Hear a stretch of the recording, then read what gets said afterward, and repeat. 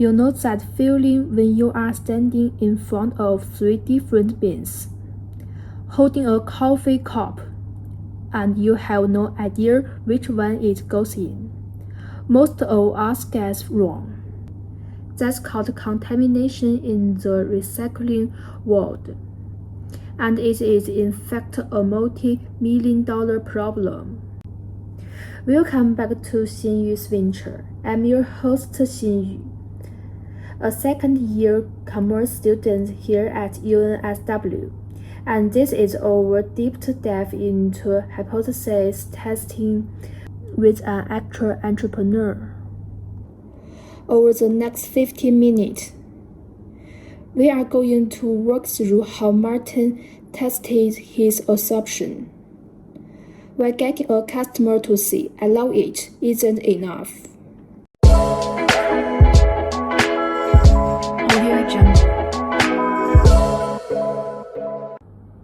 So, here's where most stories start. With a great idea. Martin saw changes in law and public attitude toward recycling. Let's hear it from him. The product that we first went with was a program, some technology for children in schools to recycle better, right? And it was cool technology, but it didn't really, it was too hard to sell, it was too hard to make money. It just wasn't a great business. Did you catch that? Cool technology. But too hard to sell. That's the gap.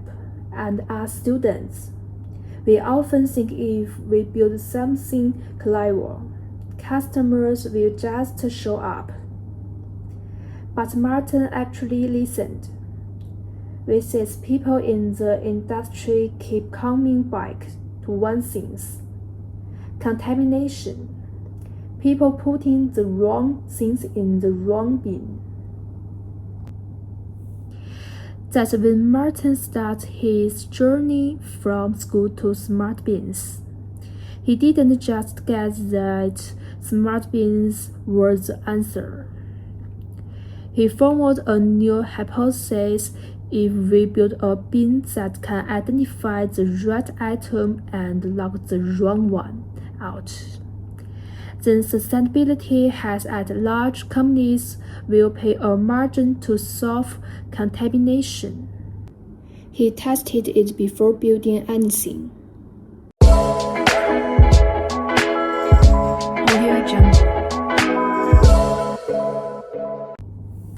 This is the heart of the episode.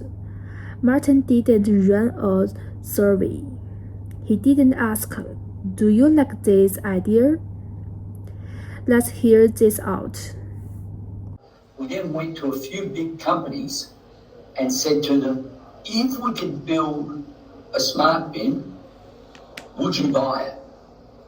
And not just saying yes or no, actually, will you pay us some money now?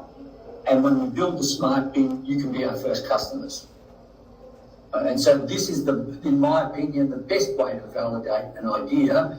Instead of saying to somebody, "You like my idea and will you pay for it?"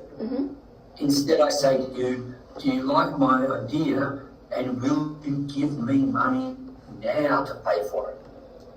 Because too many people say, "Yeah, I love your idea, I'm going to pay for that." Yes, of course we'll buy that. But then there's no real commitment.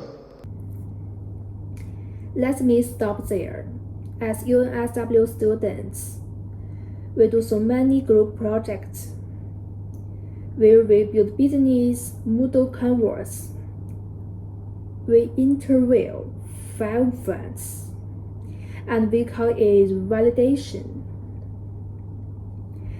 But Martin's approach is different. He thinks, don't ask if they like it, ask if they found it. In a small amount, because if they won't put down a deposit, you haven't confirmed your demand.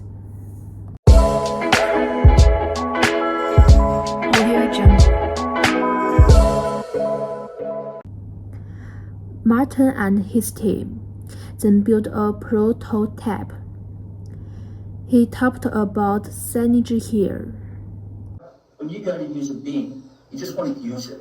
You don't want it to think too much. You don't want to think, oh, what do I do? Like, how does it work? So the one thing that we've really changed a bit is the advice we give to people around when they launch our product is to say, make sure that people, when the end consumer who's in the shopping centre food court, make sure that they know what they're going to be doing before they get to the bin.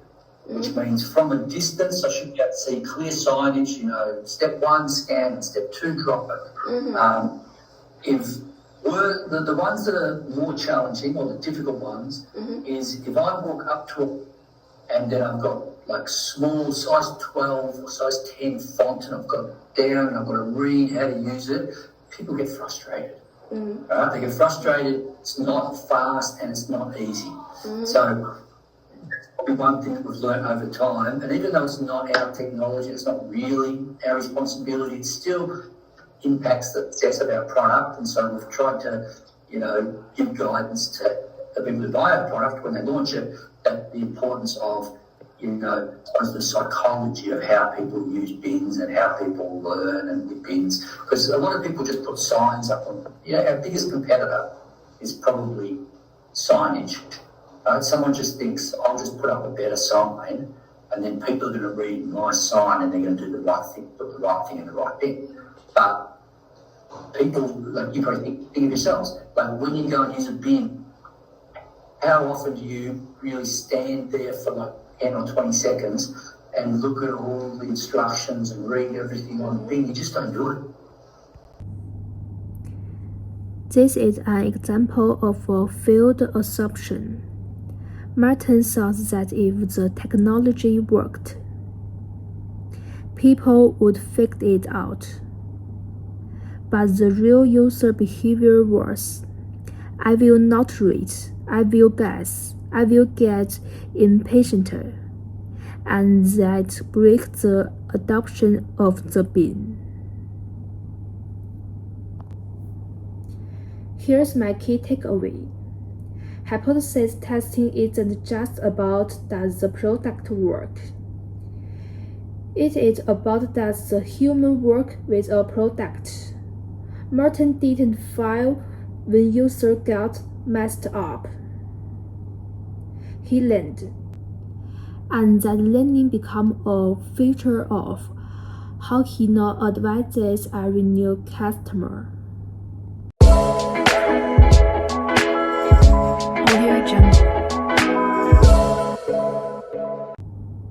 So, how does Martin know he's actually solved the problem?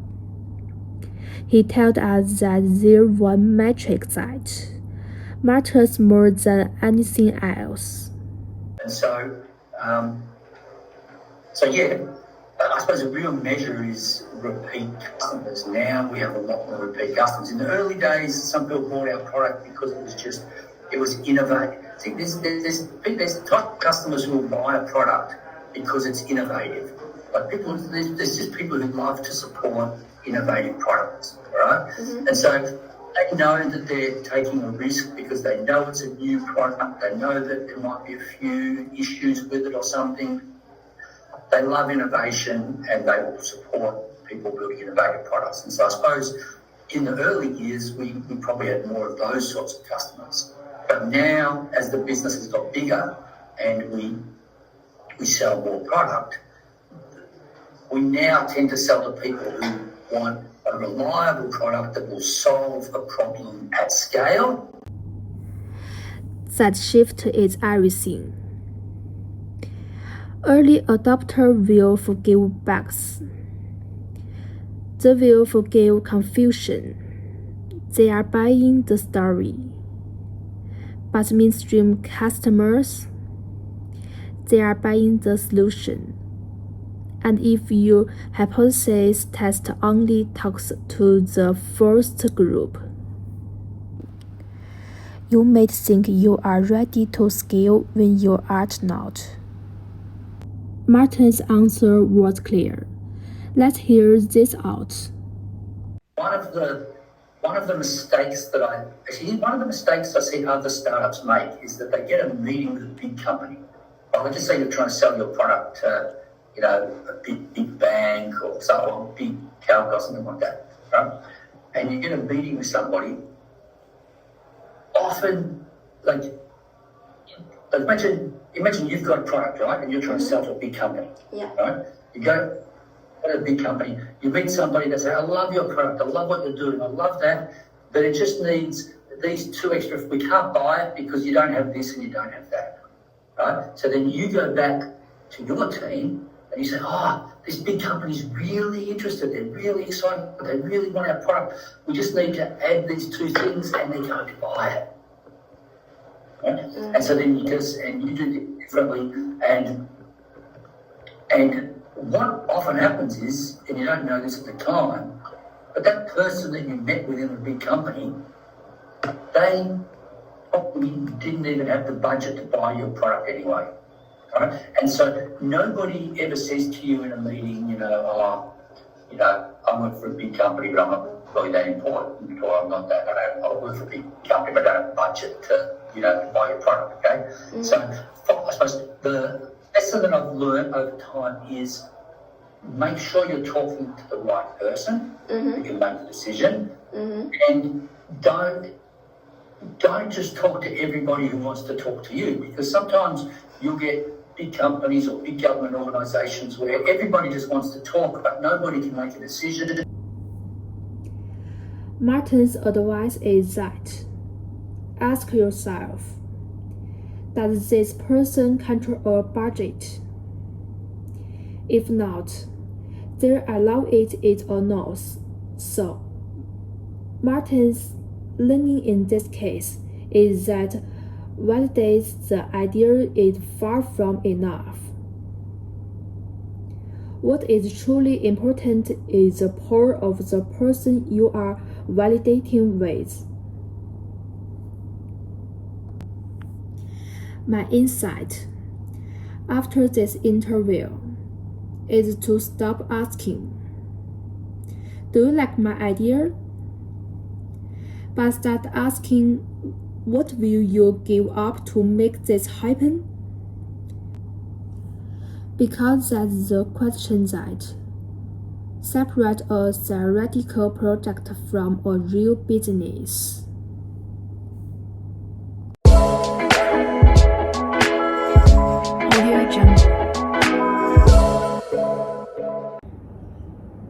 Thanks for listening to Xin Yu's Venture.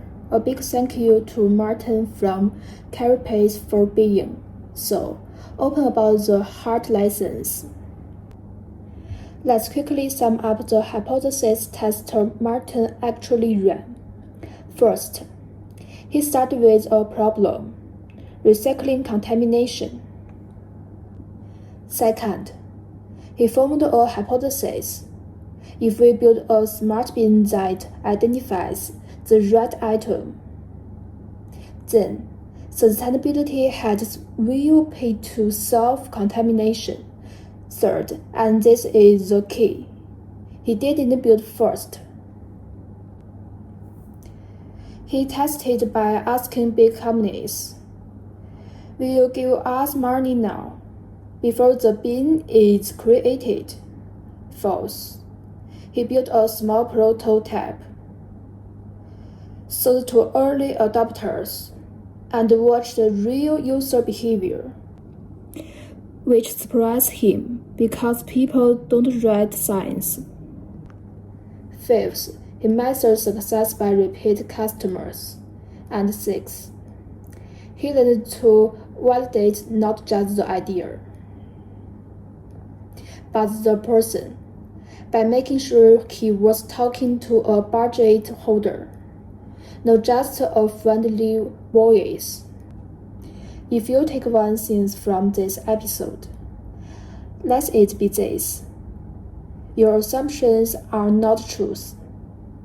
They are experiments waiting to happen. Go design them, go test them, and whatever you do, don't build the future until someone pays for it.